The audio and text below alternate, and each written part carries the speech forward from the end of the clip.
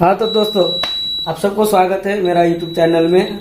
अभी ये कूपर का पैनल में कुछ फॉल्ट आया है।